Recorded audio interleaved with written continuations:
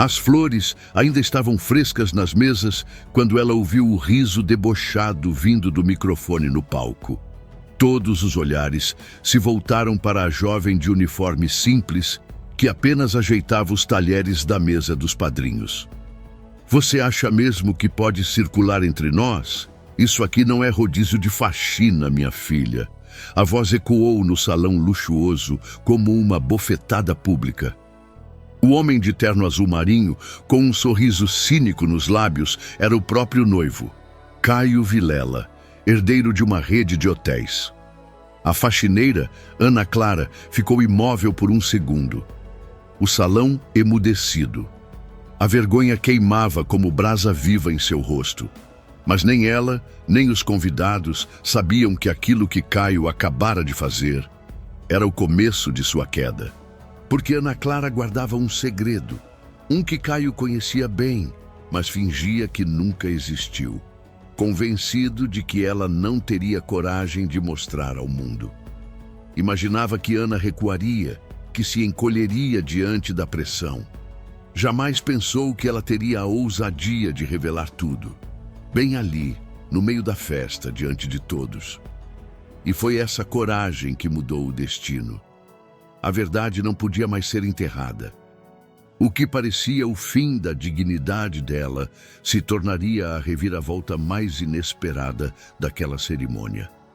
E foi ali, entre as pétalas do vexame e os sorrisos envenenados da elite, que a faxineira selou o destino de um homem que achava que podia humilhar o mundo inteiro.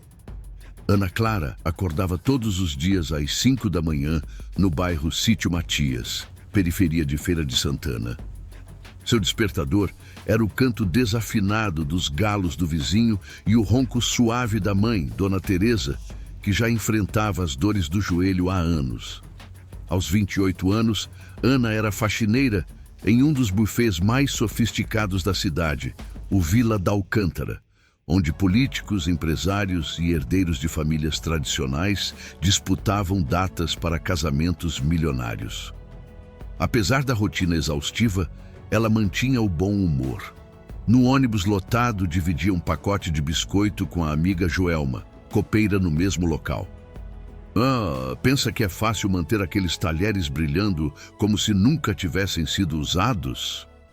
E as taças que eles lambem com o olho antes de encostar na boca? Ambas riam, mesmo sabendo que aquele riso era resistência. Ana morava com a mãe e o irmão mais novo, Ítalo, um estudante de engenharia que ela ajudava a sustentar com o salário apertado.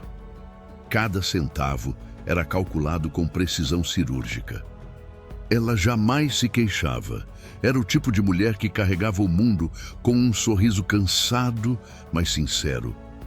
Enquanto isso, Caio Vilela vivia em outro planeta, ou ao menos em outra realidade. Filho do falecido empresário Álvaro Vilela, dono de uma rede de hotéis no litoral baiano, Caio cresceu entre iates, colégios internacionais e viagens anuais para a Europa. Aos 34 anos, estava prestes a se casar com Luísa Brandão, filha de um deputado influente. O casamento não era apenas união amorosa, era aliança estratégica entre duas famílias poderosas. Caio era conhecido por sua arrogância. Desde jovem, cultivava a fama de ser imbatível. Para ele, cada pessoa tinha um preço, e quem não servia aos seus interesses não merecia sequer ser lembrado. Funcionários eram tratados como sombras, invisíveis, descartáveis. Só lembrava de um nome quando precisava de algo, fosse para garantir mais conforto ou simplesmente para massagear o próprio ego. A cada evento social, desfilava com uma noiva diferente, sempre ligada a famílias influentes. E o mais curioso é que em 2 casamentos anteriores em que fora padrinho, havia se envolvido com as madrinhas, histórias abafadas a custo de muito dinheiro e influência. Para a elite baiana, isso não era novidade, mas ninguém ousava falar em voz alta. Foi nesse ciclo de conquistas fáceis que ele conheceu Ana Clara. Na época, ela trabalhava discretamente como camareira no Vilelas Palace. o hotel mais luxuoso da rede da família. Certa tarde, Caio a encontrou limpando uma das suítes presidenciais. O cheiro de desinfetante ainda pairava no ar, misturado ao perfume barato que ela usava para se sentir mais apresentável. Ele a observou em silêncio, até que, num gesto típico de sua ousadia, soltou um comentário debochado. Você cuida de quartos como se fosse dona deles. Já pensou em morar em um assim? Ana, corada, apenas respondeu com simplicidade. Não é para mim, senhor Caio. Meu lugar é outro. Mas ele insistiu. Por alguns dias, inventou desculpas para cruzar com ela. E quando finalmente a envolveu em seus braços, fez promessas que jamais teria a intenção de cumprir. Para Caio, era apenas um jogo. Para Ana, foi um turbilhão de sentimentos que ela preferiu esconder de todos. O caso terminou tão rápido quanto começou. Sem despedida, sem palavra alguma. Apenas o silêncio cruel de quem acredita que o poder compra até a memória dos outros. Ana engoliu o orgulho ferido e seguiu sua vida. Nunca contou a ninguém, nem mesmo para a mãe, Dona Teresa, ou para a amiga Joelma, que dividia confidências em ônibus lotados. Guardou a dor em silêncio, como tantas mulheres acostumadas a carregar cicatrizes invisíveis. Mas havia algo que Caio não sabia. Algo que mudaria não só a vida dele, mas o rumo daquela noite. E que, no meio de toda a pompa do casamento, viria à tona da pior forma possível. Era um sábado de céu limpo quando Ana Clara chegou ao Vila da Alcântara. O salão de festas parecia saído de um conto de fadas. Lustres de cristal refletiam luzes douradas. O tapete vermelho se estendia até o altar. Arranjos de orquídeas importadas exalavam perfume delicado. Músicos ensaiavam acordes suaves, preenchendo o ar com uma melodia serena. Ana conhecia cada canto daquele espaço melhor do que a maioria dos convidados de luxo que passariam por ali. Sabia onde ficava cada tomada escondida atrás das colunas, cada rachadura disfarçada sob a pintura impecável, cada mancha antiga no piso que resistia, até as misturas mais fortes de bicarbonato com vinagre. Era como caminhar dentro de um território que, embora não fosse seu, carregava suas marcas invisíveis de suor e dedicação. Naquela noite, porém, ela não estava escalada para a limpeza. Fora chamada às pressas para substituir uma colega que passara mal. Seu papel seria auxiliar o buffet, organizar taças, alinhar talheres, servir discretamente. Seria invisível, como sempre, ou, pelo menos, era o que ela pensava. Já era noite fechada quando Caio Vilela surgiu no salão. Trajava um terno azul marinho sob medida, a barba desenhada e o sorriso de quem acreditava estar no controle de tudo. Ao seu lado, a noiva Luísa Brandão, esplêndida em um vestido bordado à mão, cercada de daminhas vestidas de branco e fotógrafos que disputavam ângulos da cena.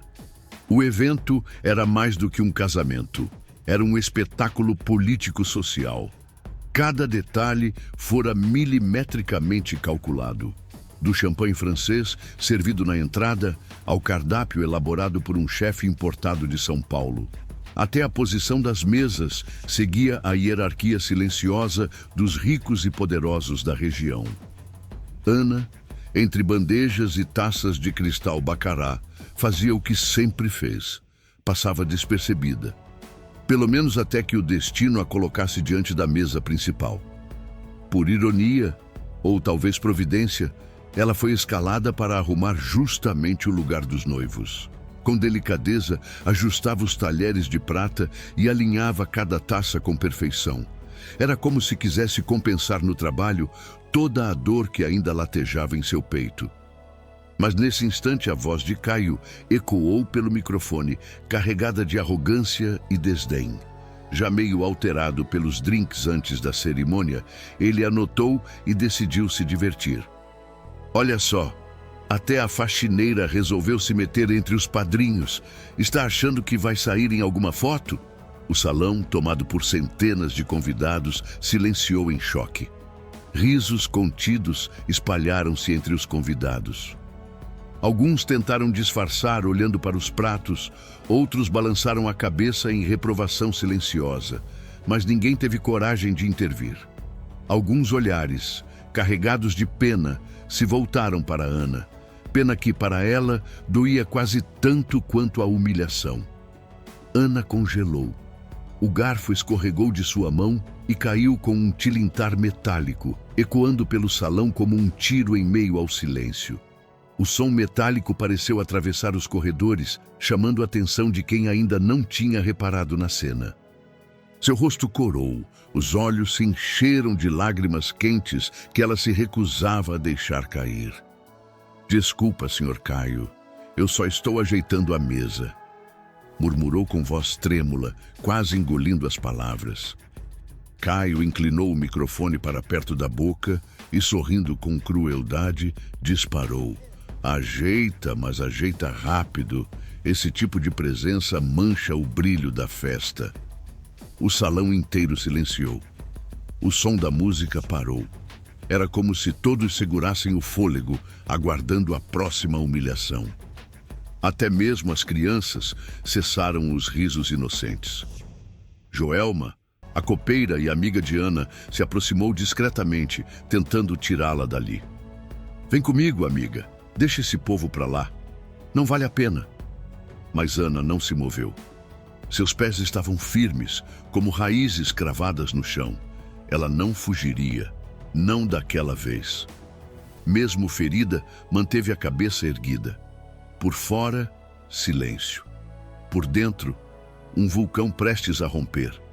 Porque havia um segredo que Caio acreditava estar enterrado. Mas Ana sabia a gravidade dele, e aquela noite seria o palco em que o destino iria cobrar. Do lado de fora do salão, Ana Clara lavava o rosto com água gelada da torneira dos fundos. A maquiagem simples, feita em casa com um restinho de base emprestada da Joelma, escorria pelo rosto, mas a dignidade, essa ela segurava firme como uma espada invisível. Joelma tentava convencê-la a ir embora. "Não vale a pena, Ana. Gente assim não muda. Só pisa até não sobrar nada." Ana fechou os olhos, respirou fundo e respondeu com firmeza.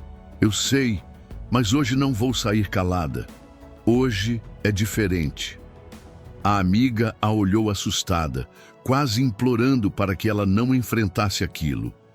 Mas Ana enxugou as lágrimas, ajeitou o coque no espelho rachado da cozinha do buffet e voltou para o salão com passos firmes, mas não para servir. Ela tinha um envelope na bolsa, um envelope que carregava há meses. Naquela mesma noite, por coincidência ou destino, o advogado da família Vilela, Dr. Joaquim Moreira, estava presente como convidado. Era velho conhecido de Ana.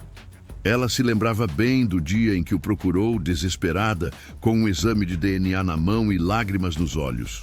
Porque o filho que Caio tanto escondeu e tentou negar de todas as formas, tinha nome, tinha rosto e estava vivo. Gabriel. O menino não era apenas fruto de um breve caso entre Ana Clara e Caio Vilela, 2 anos atrás. Era a prova viva de que a arrogância dele tinha limites e de que a verdade sempre vence o silêncio. O mesmo filho que Caio rejeitou, que quis apagar com dinheiro. Agora existia diante de todos, respirando, crescendo, iluminando a vida de uma mãe que jamais desistiu. E o que ele chamava de erro era justamente o maior acerto que Deus colocou em sua história. Caio, ao saber da gravidez, não só negou o filho, como ainda a castigou. Demitiu Ana do hotel, alegando conduta inapropriada. Ela perdeu o emprego, a estabilidade e quase perdeu a esperança, mas nunca perdeu o foco. Ela fez o teste de paternidade sozinha, guardou os resultados, lutou por Gabriel como uma leoa silenciosa. E agora, o silêncio terminaria. Dr. Joaquim se surpreendeu ao vê-la no casamento. "Você tem certeza, Ana? Isso vai ser escândalo. Ela sorriu, mas era um sorriso de dor misturado com coragem. Já foi. O escândalo não é meu. Eu só vou devolver. Com o envelope nas mãos, Ana se dirigiu à mesa da família Vilela. Cada passo parecia 1 quilômetro. O coração batia acelerado, mas a cabeça seguia erguida. Caio ainda ria com amigos enquanto Luísa, deslumbrante em seu vestido, tirava fotos com os padrinhos. Ana se aproximou, parou diante dele e falou em voz firme. Com licença, senhor Caio. Acho que está na hora de abrir isso. Ele a olhou de cima a baixo, desdenhoso, segurando uma taça de champanhe. O que você quer agora? Uma marmita? Alguns convidados riram sem graça, outros engoliram seco. Ana colocou o envelope sobre a mesa com firmeza, como quem coloca uma sentença. Quero que você reconheça o que é seu, o que negou e até tentou matar. Caio empalideceu. O sorriso cínico desapareceu. O salão parou novamente. Os músicos silenciaram. Até as câmeras de celulares, que antes filmavam a festa, se voltaram para aquela cena. Dentro do envelope, o teste de paternidade assinado. Reconhecido, indiscutível. Esse é Gabriel, seu filho. E se você continuar fingindo que ele não existe, o mundo inteiro vai saber o pai que ele tem. Por um instante, o salão pareceu parar no tempo. Os convidados, antes distraídos com champanhe e selfies, agora se amontoavam ao redor da mesa principal. O burburinho era quase ensurdecedor. Luísa, a noiva, segurava o buquê com força, o rosto tomado pelo pavor e pela raiva.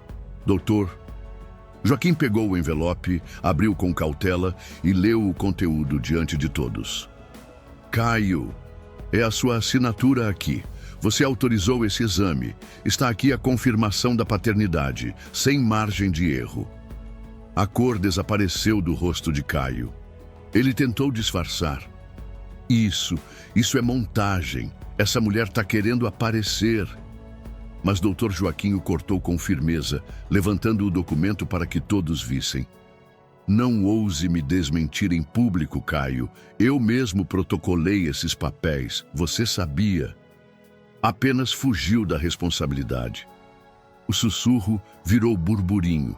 Os convidados comentavam em choque, alguns filmavam, outros apenas observavam com indignação. Luísa, em prantos, largou o buquê e encarou o noivo com um olhar de ódio. É verdade?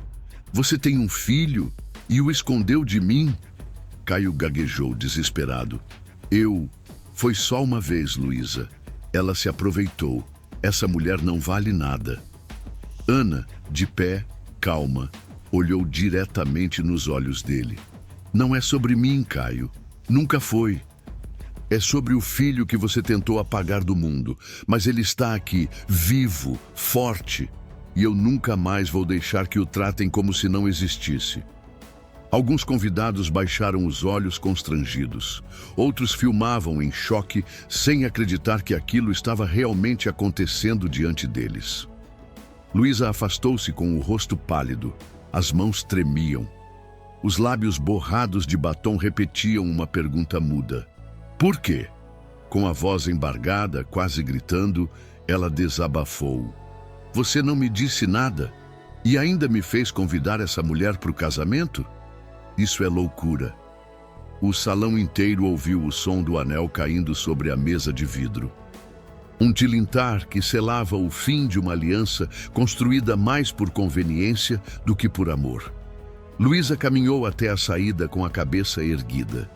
E quando atravessou o salão, ouviu-se um aplauso espontâneo. Primeiro tímido, depois crescente. Algumas madrinhas se levantaram, indignadas, batendo palmas não só para Luísa, mas para Ana, pela coragem que tivera. Caio tentou correr atrás, tropeçando no próprio desespero, mas foi detido antes mesmo de alcançar a porta. Um jornalista local, que cobria o casamento para a seção social da cidade, ergueu o microfone diante dele. Senhor Caio, um comentário sobre o filho fora do casamento e o escândalo da faxineira. Vamos dar direito de resposta? Câmeras se ergueram de todos os lados. O clarão dos flashes o cegava.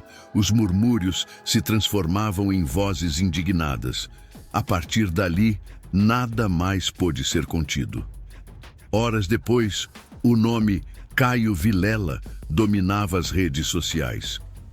O que deveria ser a noite de glória da elite local transformou-se em espetáculo de humilhação nacional. Vídeos do momento em que Ana colocava o envelope na mesa viralizaram como fogo em palha seca. As imagens dele tentando se justificar, sem palavras, foram replicadas milhões de vezes. O grupo hoteleiro da família viu as ações despencarem em apenas 24 horas. Empresários romperam contratos, investidores retiraram apoio e manchetes estampavam: o herdeiro que construiu um império, mas não conseguiu assumir o próprio filho. Luísa, firme, rompeu oficialmente o noivado com uma nota pública de repúdio à mentira e à omissão. E enquanto o mundo desmoronava sobre Caio, Ana fazia o caminho de volta para casa. Pegou o ônibus como sempre. Chegou antes da meia-noite. E ao abrir a porta de casa, a cena mais simples foi também a mais grandiosa. Gabriel dormia tranquilo, agarrado ao ursinho de pelúcia. Ana o beijou na testa, sentou ao lado da mãe, Dona Teresa, que assistia à confusão pela televisão. A senhora segurou a mão da filha com carinho e disse com voz emocionada: "Filha, você é mais forte do que imagina." Ana sorriu, com lágrimas nos olhos. "Hoje, mãe, eu limpei mais do que um salão. Eu limpei minha alma."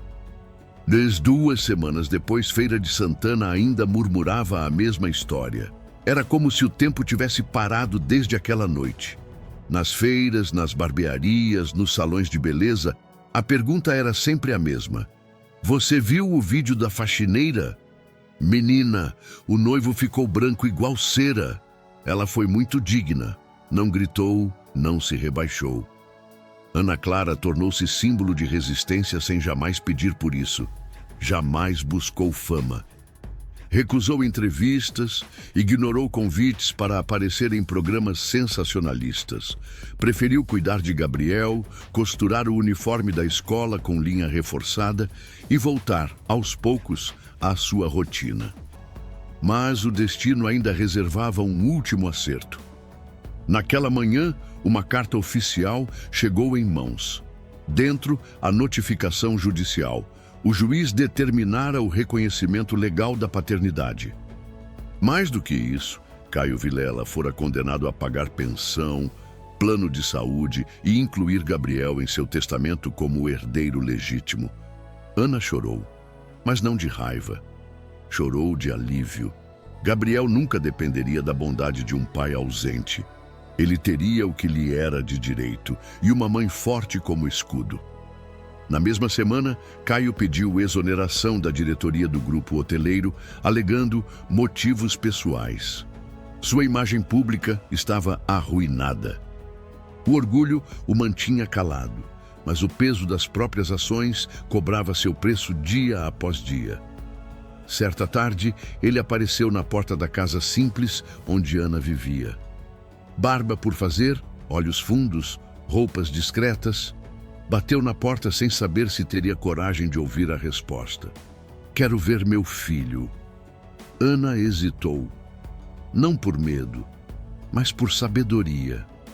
"Você não vai usá-lo para limpar a sujeira da sua reputação. Se quiser entrar, seja pai, não visitante." Ele assentiu em silêncio. Lá dentro, Gabriel brincava no chão com carrinhos de plástico. Quando olhou para Caio, correu até Ana e se escondeu atrás de suas pernas. "Quem é, mamãe?" "É só um homem que está tentando aprender a ser gente." Caio engoliu seco. Aquela frase era o espelho mais duro que já enfrentara. Nos meses seguintes, começou a visitar o filho com frequência. Levava livros, brinquedos e, principalmente, atenção. Não recuperava o passado, mas construía com muito esforço algo que talvez um dia pudesse ser chamado de presente. No fim, a vida sempre devolve o que plantamos. Ana Clara não teve justiça porque gritou mais alto. Ela teve justiça porque não se calou. Porque quando uma mulher levanta a cabeça diante de uma sala cheia de milionários e diz: "Eu sei quem eu sou e sei o valor que tenho", o mundo inteiro precisa escutar. Ela não virou celebridade, mas virou espelho de tantas outras mulheres que limpam o chão, mas carregam nos ombros a coragem de quem nunca se ajoelha diante da humilhação. Ana Clara foi pai e mãe, braço e abraço, escudo e colo. Cada uniforme costurado, cada refeição feita com simplicidade, cada noite em claro para estudar com o filho ao lado. Tudo isso se somava em uma vida erguida com dignidade. E um dia, muitos anos depois, Caio, já mais velho, com rugas marcando o rosto e cabelos grisalhos que denunciavam um tempo mal vivido, segurava um envelope nas mãos. Suas mãos tremiam. Era uma carta, escrita à mão, por Ana Clara. Ela havia partido deste mundo após uma breve luta contra uma enfermidade silenciosa. Não foi manchete, não houve câmeras, não houve luxo. Partiu como viveu, em silêncio e com dignidade. Mas antes de partir, deixou palavras que mudariam para sempre o coração daquele homem. Caio, o tempo me ensinou que perdoar não é esquecer, é libertar a gente mesma. Você me feriu quando tentou me apagar diante dos outros. Mas hoje eu entendo. Sua arrogância era só medo. Medo de encarar alguém que, mesmo sem nada, ainda brilhava mais do que você, contudo. Gabriel não precisa que você seja perfeito. Ele só precisa que você esteja presente e que seja melhor do que foi comigo. Porque quando um homem escolhe ser pai de verdade, ele salva a própria alma. Seja luz na vida do nosso filho, porque eu já fui sombra por tempo demais. E agora eu só quero descanso. Caio chorou, pela primeira vez.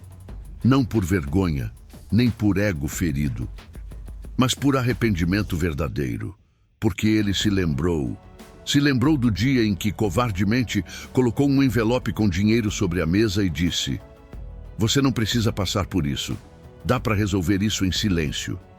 Sim, ele tentou pagar para que Ana Clara tirasse o bebê, tentou comprar o silêncio, apagar um destino, negar uma vida, quis varrer da história, com notas de dinheiro, um filho que ele se recusava a assumir, como se Gabriel fosse um erro e não um milagre. E como se não bastasse isso tudo, ele ainda tentou destruí-la pela segunda vez, em público, na frente de todos. No dia do próprio casamento, achou que ela abaixaria a cabeça. Mas foi Ana quem ergueu a alma. Ela não gritou, não implorou, apenas levantou da cadeira, devolveu o envelope e respondeu com a voz firme: "Quem não tem coragem de ser pai, também não tem direito de ser homem." E saiu da sala com os olhos cheios d'água, mas com a dignidade intacta. Agora, anos depois, Caio encarava o filho nos olhos e via ali tudo o que ele quase perdeu por covardia. E junto com aquele olhar, nasceu algo que ele nunca havia experimentado de verdade. Ele se apaixonou perdidamente pelo próprio filho. Gabriel era o reflexo da inocência que Caio havia tentado destruir, e ao mesmo tempo era a chance de redenção que a vida lhe oferecia. Cada gesto simples do menino, um sorriso torto, uma pergunta inocente, um desenho rabiscado no caderno, era como um punhal cravado em sua consciência. Cada sorriso era também uma ferida aberta, a lembrança de que quase o apagou da história antes mesmo de nascer. Caio o abraçava com força, tentando prender em seus braços o tempo que havia perdido. Sentia o cheiro da infância, o calor da vida que resistiu ao seu egoísmo. E naquele abraço, amor e culpa se misturavam como faca e ferida. Era a primeira vez que ele entendia de fato o peso da palavra pai. Não era sobrenome, não era herança, Não era poder, era presença, era cuidado, era amor. E entendia finalmente que a mulher que ele tentou destruir foi a única que realmente o fez olhar para si. Ela não tinha diploma, não tinha sobrenome influente, mas tinha o que o dinheiro dele nunca compraria: caráter, coragem e uma alma limpa. E ali, diante do filho e da última carta da mulher, que um dia ele quis calar, Caio entendeu que a verdadeira riqueza não estava nos hotéis, nos negócios, nos contratos. A verdadeira riqueza é poder olhar nos olhos de quem a gente ama e saber que não fugiu do que importa. Porque nada dói mais do que a ausência e nada salva mais do que a coragem de estar presente. E assim termina mais uma história real de superação, com dor, com verdade, mas também com transformação. Comente aqui embaixo. Você já viu alguém dar a volta por cima em silêncio? Vamos conversar nos comentários. Se essa história tocou seu coração, curta o vídeo, compartilhe com alguém que precisa escutar isso hoje. E inscreva-se no canal, porque aqui cada história é uma lição de vida, daquelas que o tempo não apaga. Até a próxima história.